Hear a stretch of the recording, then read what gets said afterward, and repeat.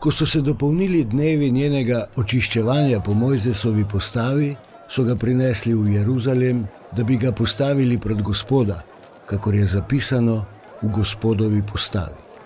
Vsak moški prvorojenec naj se imenuje svet Gospodu, in da bi žrtvovali, kakor je rečeno v Gospodovi postavi.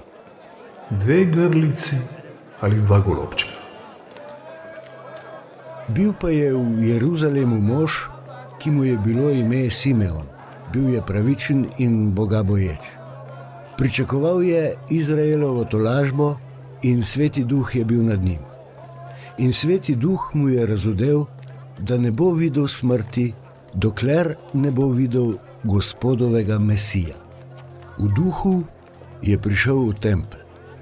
In ko so starši prinesli dete Jezusa, da bi zanj opravili vse po običaju postave, ga je tudi Simeon vzel v naročje, slavil Boga in rekel: Gospodar, zdaj odpuščaš svojega služabnika po svoji besedi v miru, kajti moje oči so videle tvojo rešitev, ki si jo pripravil pred obličjem vseh ljudstev.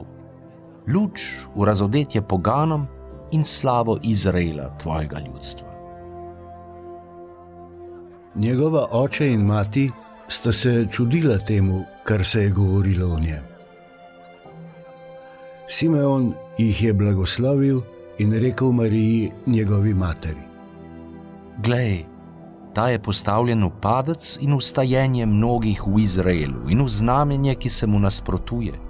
In tvojo lastno dušo bo presunil meč, da se razodenejo misli mnogih src.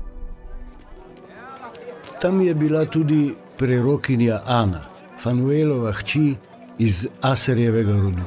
Bila je že zelo v letih. Po svojem devištvu je 7 let preživela z možem, nato pa je kot vdova dočakala 84 let.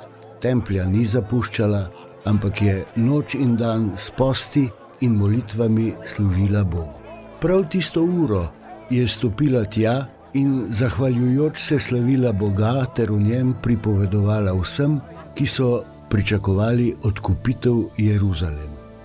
Ko so izpolnili vse po Gospodovi postavi, so se vrnili v Galilejo, v svoje mesto Nazaret. Otrok pa je rastel in se krepil. Bil je vedno bolj poln modrosti in Božja milost je bila z njim.